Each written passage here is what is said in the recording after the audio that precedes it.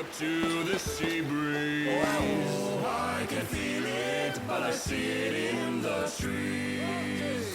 My skin of metal glistens in the sunbeams. Oh, I can feel it, but it radiates through me. As I stand there, my coat blowing and skin reflecting, I sight the small things that make this world for me. All around is a life of undelightment. Oh, when I wake up, it's waiting there for me. Hey guys, welcome back to the channel. It is your boy Salami, and in today's video we are going to be talking about SteamWorld Heist 2. This just released the other week on Steam, and I wanted to have a look at it as this series has been around for a wee while. They've had the SteamWorld Heists, and I think they had SteamWorld Dig as well, and those have been, I think I first played SteamWorld Heist, the original one, might have been on 3DS. I remember playing it there and remember really enjoying it. So seeing a sequel come to Steam, and it's like the perfect fit for Steam Deck, right? It's a 2D game that requires, there's like 3D things in here that's got low power draw, and you can get a lot of gameplay out of a single charge on your deck. So I thought, you know what, I'm gonna like really dive deep and have a look at this game. I've put in about 7 hours or so far, and I've actually come away highly impressed with the content and gameplay. Of course, this isn't going to be for everybody, but I think this is a good like little game if you got 10 minutes up your sleeve and before you go out for dinner, or you're waiting in the car for your partner, or it's a great like smaller title that doesn't require like too much attention. So without further ado, let's get into it. Before that, I do want to say at the end of this video I will have some information about ByteShock, which is a server hosting for some of the more popular games, and I have an offer for you, so check it out at the end of this video if you want to know more.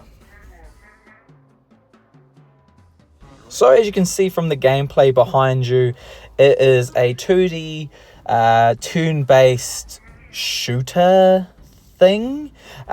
Basically your team will have a go, then the enemy will have their turn, and it will go back and forth between them.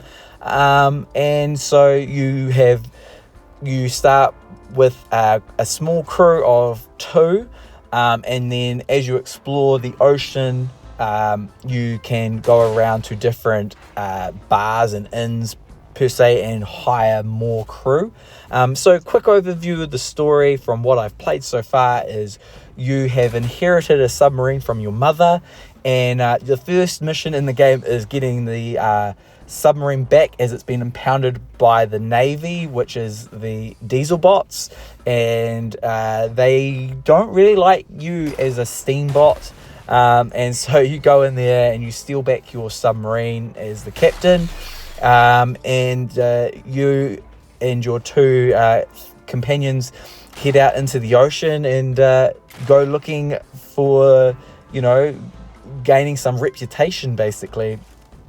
And as a main story plot, the water is turning bad, so the currency in the game is actually water, and the bad water seems to be rusting out the steambots at a faster rate than it should be. It's almost like the water's turning poisonous, and the dieselbot Navy is basically like hoarding it.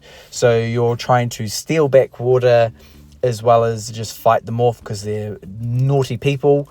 So that's the very, very basic outline of the story at the very start of the game. And in between that, like I said before, you go to inns where you can rest and spend the water on items like weapons and upgrades, as well as listen to some theme music. So if you notice at the start of this video, I played a little bit of the music. This game has an amazing soundtrack, and it's so good when you're in the bars just listening to these guys singing. Like hats off, man. Like it makes it doesn't make the game, but it's definitely like so good. I have my earpods in and I'm just like jamming away to these like real cool shanty songs that they've got playing at the bars and the taverns. Like, so good. And I'm hoping, I've heard about 3 songs so far, maybe 4, so I'm hoping more songs unlock the further we get into the game, because they are like the highlight of going to a new bar and then listening to the new song. They really set this apart as a, you know, indie title. Like, the music is just awesome. So we'll jump back in and I'll give a little explanation about gameplay. As you can see here, there's like an overworld where you drive around in your submarine, looking for basically pirate hideouts and diesel bot hideouts and bases, and you're just looking for, you know, items to take and bases to raid. So here's one here, loot and leave. And basically you can go there, pick the crew that you want to go on this mission, and you will go and start the mission. There's a few different things here that you can do. So completing missions will give you water. There's a chance for getting different types of loot varieties. And there's also like crystals you can get, which you can use to upgrade your submarine. So there's I think there's 2 or 3 different currencies. You have bounties, which gives you a green, which give you as one currency. Then you have crystals, which is a second currency, and then you have water as your third currency. See, these are your bounty, and basically at the end of each day, if you rest at an inn, you can spend your bounty points, and whatever you don't use gets converted to water. And then the crystals you use on your submarine to upgrade it and add more slots for weapons or crew quarters, so you can hold more crew, because initially you can only hold up to 4, and then you can get up to 5 or 6 or however many. And so that is your loop, is going out into the ocean with your submarine and then finding new missions within like little forts and that to take over to get the more loot and hopefully get some random drops at the end. Like, I got a purple sniper rifle, and it's kind of not broken the game, but it's become like I can't not use that character because it does chain lightning and crits, and it's just incredibly strong. So it's really cool when you fight, you get the RNG gods are good to you and you get an awesome weapon.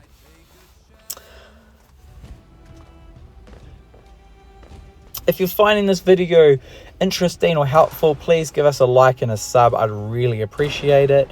And I also want to say thank you. We've reached 1,000 subs, so that's amazing. To every one of you that have subbed, I actually send my heart out, because I never thought in a million years would ever get to 1,000 subs. So thank you very much. And with that, let's continue on with our video. Actually, you know what? Let's celebrate with a song, because I really want to highlight how great these songs are in this game, and I am totally looking forward to more of these. Fingers crossed there's heaps more of them in this game. Every day against this tide, I know the way to our hearts isn't a lie, and when it feels impossible, I stay just a little while, and then we'll see that reassuring billowing.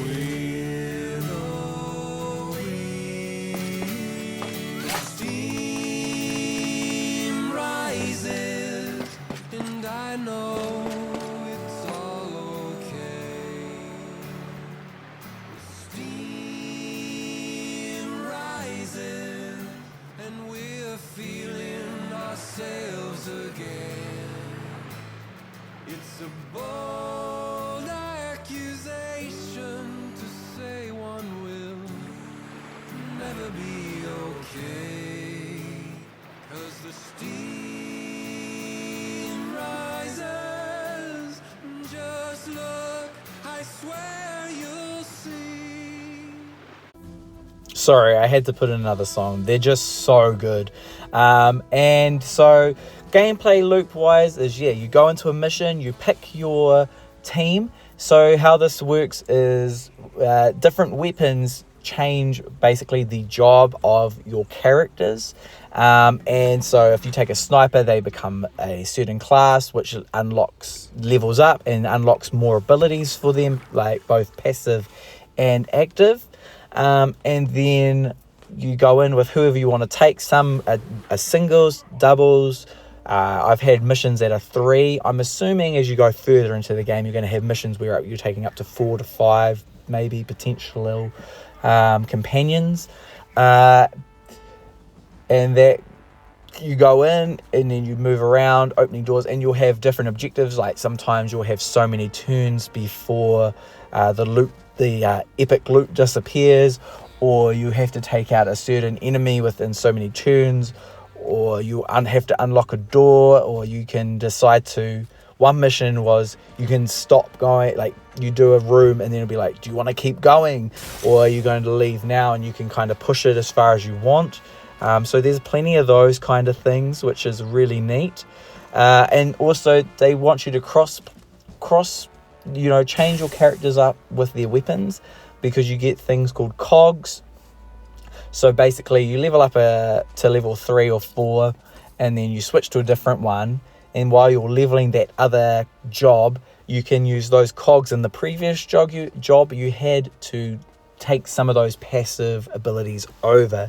So you might have extra crit chances on a grenade launch on the boomer class, I think, or things like that. So there's some cool like combinations of mixing classes up, but you do want to, it's kind of hard because you want to keep leveling your main class like weapon for each one, so you have all their skills available. Or you could just jump in, get to like level 2 or 3 and then jump back, just so you can use those cog points and they're not being wasted. That's what I've started to do, is like I'll just do like get these characters to level 2, so I've rerun a couple of missions just to level them up enough so that I can use those cog points, and then I switch back to their main, which might be sniper or whatever, and then just use a couple of the cog points in the previous one. So there's a few different classes here. You got the sniper, which I keep bringing up because it seems to be, to me, the sniper is like one of the best classes, followed by like my second favorite is the melee class.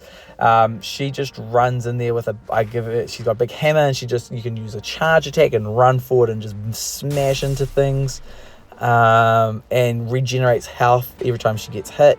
And then I've got a passive, so when she gets hit, it's like tit for tat. She then does damage back to the enemy, so that's quite cool, being able to just the bots just run into her and then like kill themselves basically every time they hit her. And then you've got like the SMG class, where basically if you kill an enemy while they shoot their SMG, you can shoot it again, but the downside of the SMG is it doesn't have an aim line, so you got to eye it. You've got the grenade launcher class, which is pretty cool. And then there's I've just unlocked the flanker class. I haven't tried it yet, so I don't really want to speak too much about the flanker class. I've been using the engineer class a little bit. They use a pistol, but they can set up basically cover anywhere. And the Steam bot that I've got, that is the engineer, he's got I've unlocked his ability where he fires a laser beam, so that's quite cool. And also, I think with the engineer, he's got an aura that if the allies are within 2 of the aura, and you can also use items to increase your auras and things like that. They get +1 to their damage and to their movement and things like that. On top of that, when he opens a door, he's got oil slick, and it allows him to give everyone extra movement on their next turn after the door's opened. So as you can see in the combat behind me, it's simple, but there's enough tactics there for class building that it's deep enough that you're not going to get bored, right? You're like, oh, I wonder what mixing these 2 classes will do, or let's try this weapon out, or like you do a mission and you're like, I'm struggling here, maybe I need to try different characters basically. So that's my quick rundown of SteamWorld Heist 2. I think this is a worthwhile investment if you're looking for something easy to play but enjoy. And with that, I'm going to finish the review here and then have a quick words about Shockbite. So this is a hosting website for private servers for games that you might play, like Minecraft, 7 Days to Die, and all that. So I've been given an affiliate link. So in the description below, I have a link you'll go to and a code. If you use that, you'll get 25% off your purchase of the server that you're looking to use. And I've been using my server for 7 Days to Die, and it's been working a charm, and that's as I could get an Australian one right next door to New Zealand. So they're pretty good at that kind of stuff. And so without further ado, thanks guys, have a great one, and I'll see you in the next video. For me.